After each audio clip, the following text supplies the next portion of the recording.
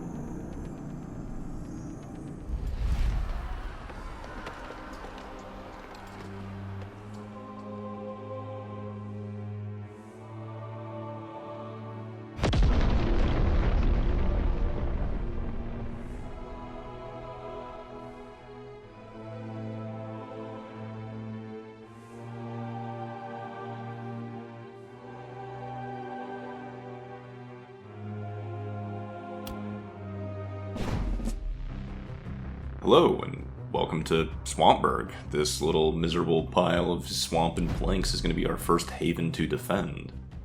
The screen has been scrolled down because I was keeping the cursor at the bottom of the cutscene. So we'll actually get to the haven in just a moment. The first area is full of tutorials, and we're going to get a lot of little pop-ups since this is a brand new save file. But here's Swampburg. I love the maps. They're very detailed. They're very nice. I love the pixel art. Here's where the enemies are going to be coming from. But let's take a look at our heroes first. Starting with Joan. Appears to be a marksman. He's worried. And Snotty. Great. Not the best, but, you know, some extra damage to ranged is pretty good. He starts with a wooden short bow. Typically the game starts you off with a ranged, a magic, and a melee character, and Shira is going to be our magic user. A little bit of extra bonus damage to magic. And Leslie will be our melee. Resistance is good for defense, reliability is okay, stun chance is alright. Her hammer can stun. It's generally not a stat I go for. And we're just going to set up here behind these little palisades. Barricades? Not really palisades yet.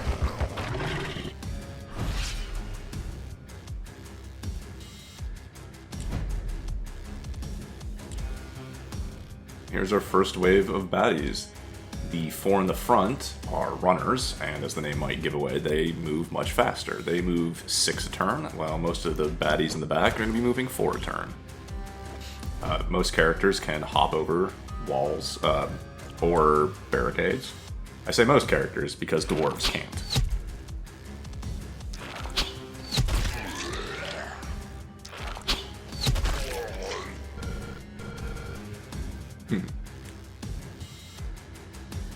Now, ranged characters, I think, are going to have a little bit of an easier time at the start.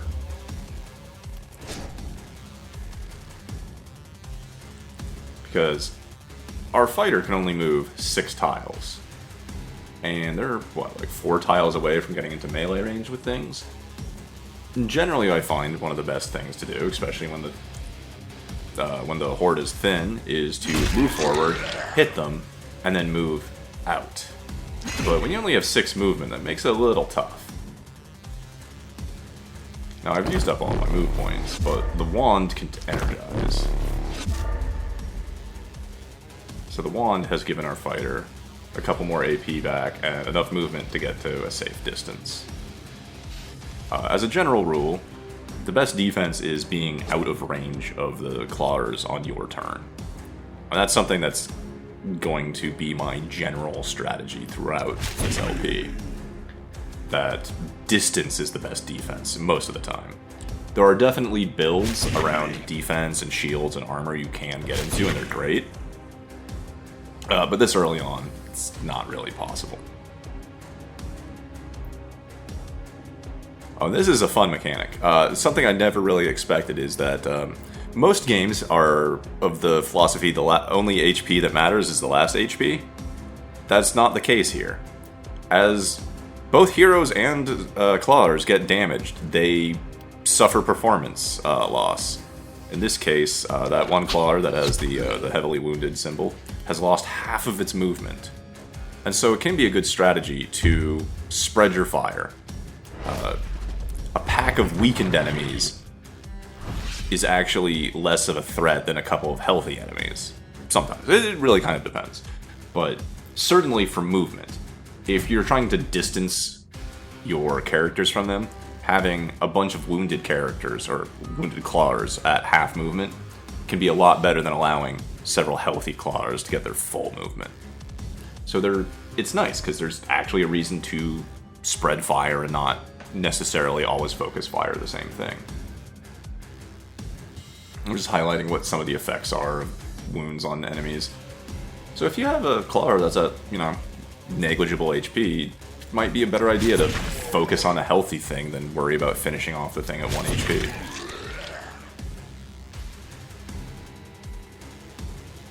Runners are also slightly dodgier than normal enemies.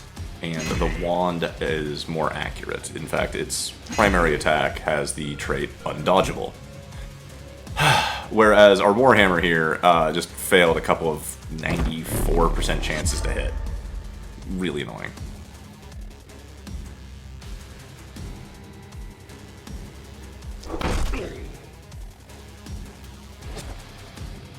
The armor you wear can also be activated for an action point, as you've seen me do a few times already. This can be good for melees that can't get fully out of the way or back to safe range. Armor can grant you... Light armor grants you dodge, medium armor will grant you armor, and heavy armor will grant you block. And I'll explain those and their significance and differences later.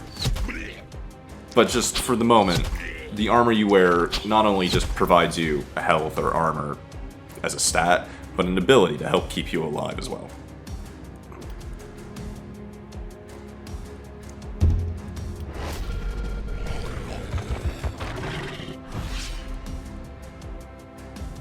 The characters have let us know that the wave is ending. The bar on top left, the little blue bar, has kind of like, I guess it's supposed to be a sunrise as it goes left to right. When it hits all the way right, you now see that there's a skull and a 44 icon. That means there's only 44 clawers left, and that's the end of the wave. Typically it takes, I think, 4 or 5 turns for them to come out of the mist fully.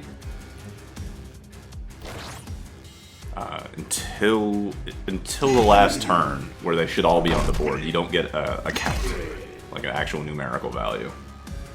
But once you see that numerical value, you know the end of the night is near.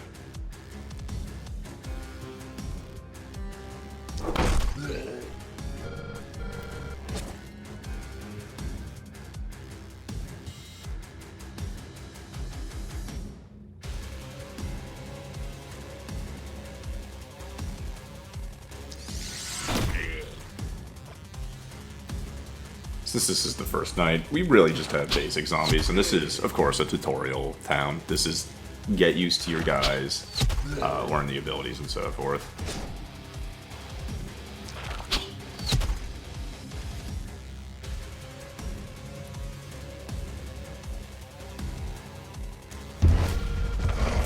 I wonder if is it this turn or next turn? Or if I already missed it. But the game will pop up another tutorial. There it is, in a moment. Well, this is about panic in the Haven.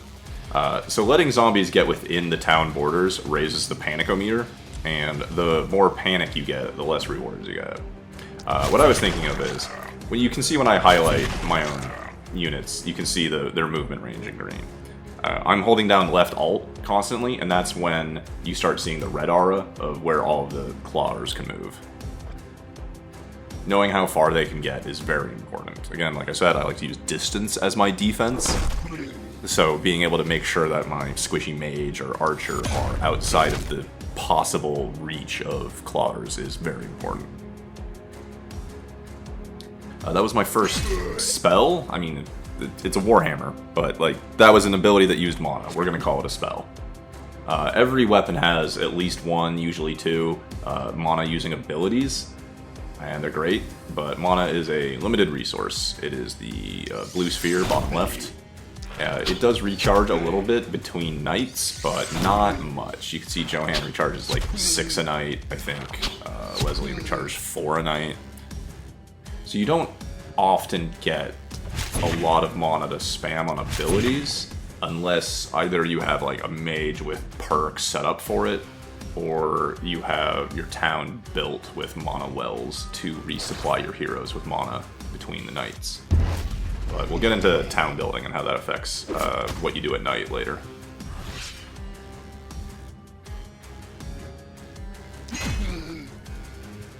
Again, just missing like 95% chances.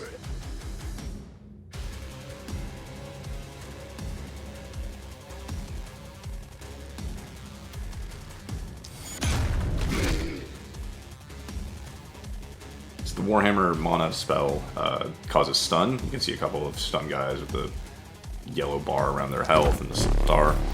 Stun works exactly like you'd probably think it does. They skip their next turn.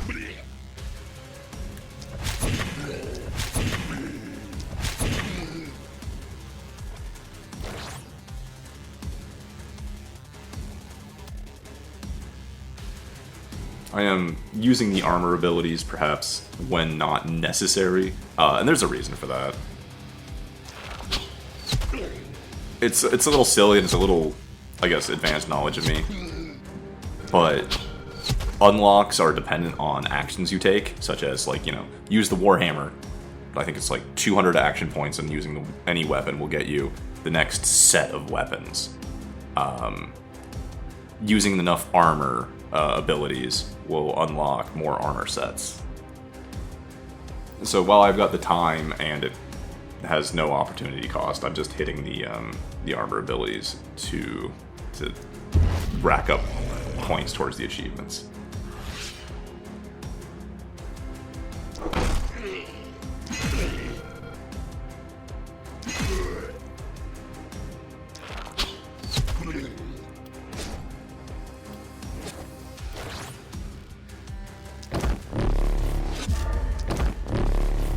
Same thing here with the wand. I'm just spending AP on the wand to spend AP. So Leslie got her 4 mana back from the 2 big Warhammer hits. And that's the first night. Nothing got into the Haven, so this is our reward slider that we get at the end of every night. If you get an A rank or above, you'll get an item, which is probably the only real breakpoint you really care about on that. Although getting more gold and materials is nice, getting free items is probably the single biggest thing out of that reward.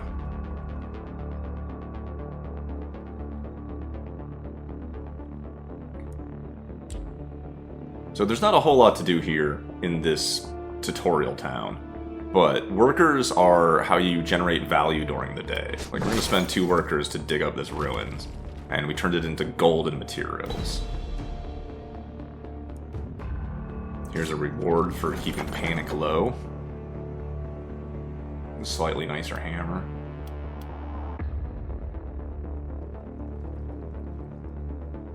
But it's not a big deal. But nobody has a helmet. Look at this thing. A little bit of damage resistance, some block, a movement point. Movement point's a really big deal for our melee right now. Oh, and this is an important tip that I maybe brushed past the first time I played. The attribute modifiers of gear are always applied, even if they're not the active set. And you have a 2-hand set, like, or 2 weapon slots for each hand. So you can have, like, right now she's got Warhammer and shield, but if we take the shield off the mage, oops, I missed, hold on. We take the shield off of the mage and put it into the secondary equipment slot of our fighter, the block value of that second shield still applies, even if it's not the active weapon set.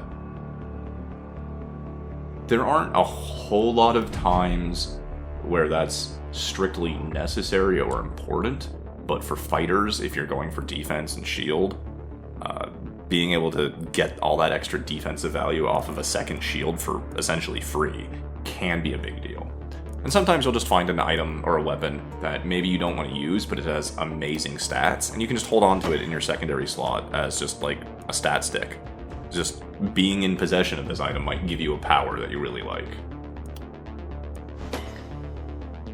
Leveling up, there are a lot of stats. Like, you can see that there are, like, 12 stats above our character's little model.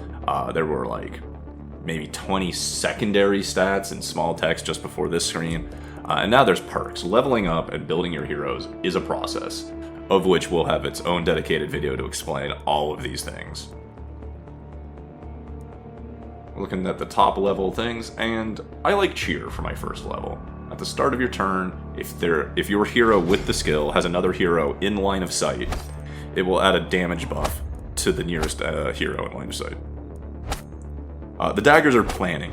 If you want to plan your build out ahead of time, you can. You can mark skills ahead of time so you remember what your goal was with your hero. It's great because I'm a goldfish, so oftentimes I'll look at a hero and be like, okay, they have, you know, this set of skills that I want to work down. I need to remember that and choose gear or stats appropriately. When you level up, you get a choice of 5 of your stat, and if you don't like anything, you can re-roll and get new options, but you only get 3. If you re-roll again when there's only 3, you get 2 options. and then you can keep re-rolling on 2 as much as you like. Propagation bounces. I'll have to explain later, but it's a fun skill. It's not going to apply here. She doesn't have any abilities that have it. Propagation is essentially like chain lightning. Like, you hit somebody and then it bounces from them to the next person. And getting more of that can make some skills really, really powerful.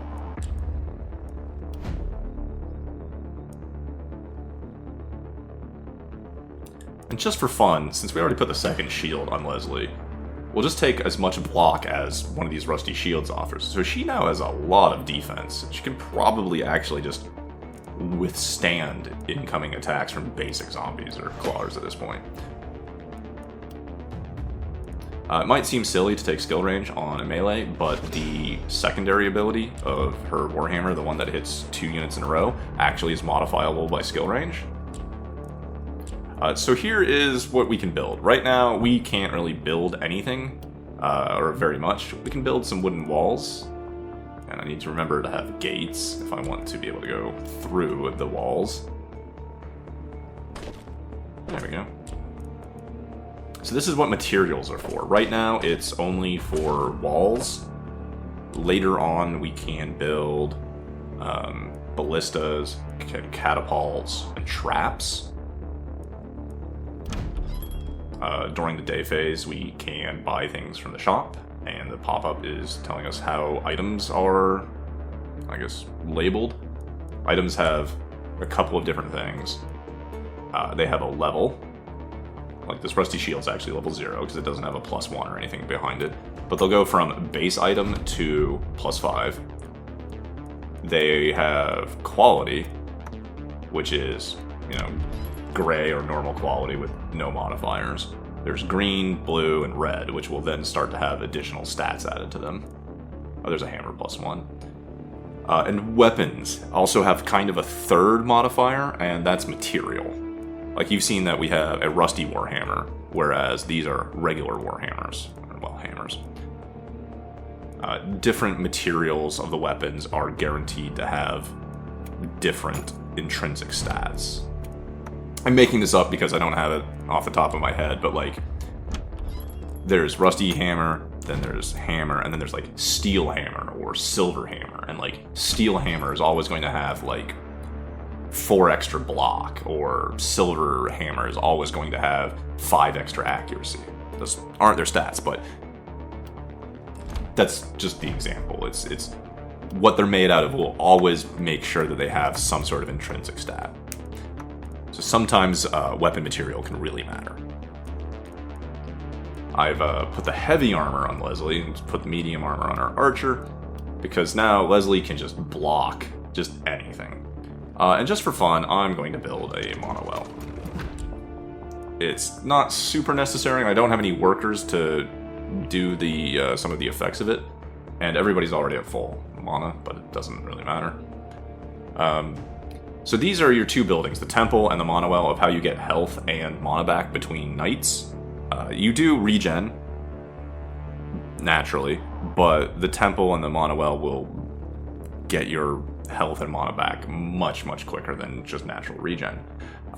The other thing, though, is that they provide a passive bonus. Just for existing and completing a night, the temple will boost everybody's max health by a little bit every day, and the monowell will boost everybody's max mana a little bit every day. And those passive bonuses are actually kind of nice, and something I've often overlooked.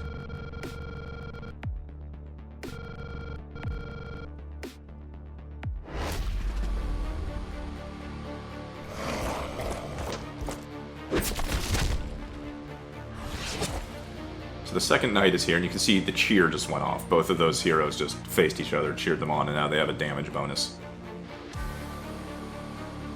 The other thing to note is that the mist has moved closer. Every night, the mist moves closer. Night 1, it starts at the edge of the map, and every night it'll creep a little bit closer and a little bit closer. Now, in this, the tutorial land, it crept very close. Like, it covered 4 tiles at least. Like, the mist is now where we were standing at the end of night 1. You know, tutorial land. In later levels, it will become a big deal and we'll get a building that will allow us to push the mist back. So here's Dodgers. Dodgers are slightly special. They are, as the name would imply, evasive and dodgy. If I try to shoot at him with a bow at range, it's going to be kind of painful. But the wand has the skill undodgeable on its primary attack, so the Dodgers have no defense against that.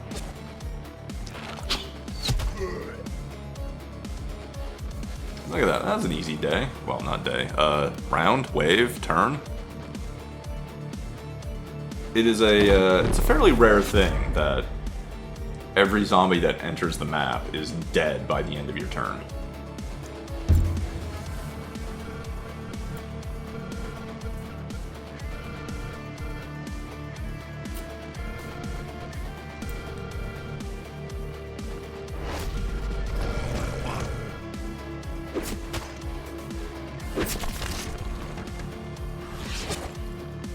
So we got a little lucky. They missed Leslie.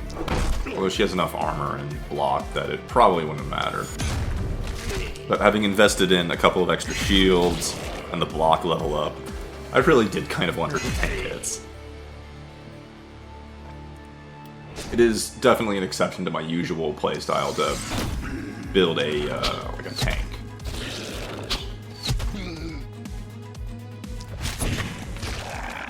There are a couple of skills in the skills tree that can actually make tanking really good and viable.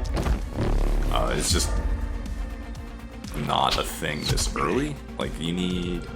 Let's see, spiky counter is a level 3 trait. Maybe you need a dwarf with thickness, which is a second level trait, so you need to be at least level 2. You need level 5 for spiky counter.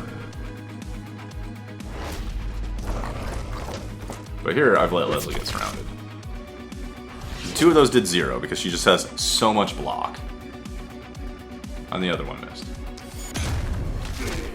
And if you can wade in and be safe about it like that, then you can make great effective melees that have area of effect attacks. Like, just not having to spend the movement to get in and then also get out really, really makes the most out of your fighters.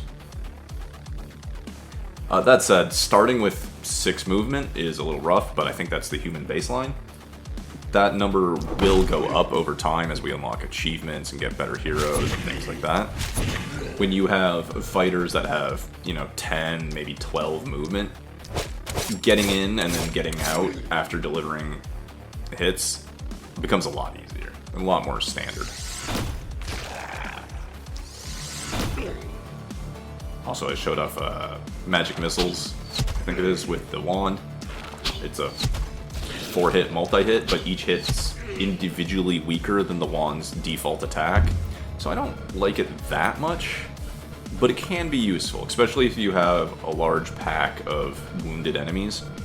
Typically, I don't see magic missiles being enough, or strong enough to kill a single claw by itself. So it's always kind of a finisher thing. You can't just cast it in one shot 4 things and oh, the mage is down. Oh, this is bad.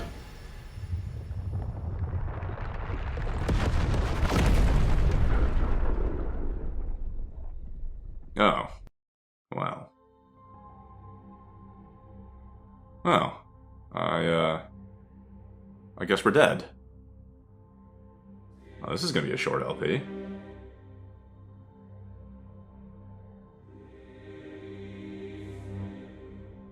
Well, that's it for this start of The Last Spell. Join me next time when we find out where the heck we are and what's going on.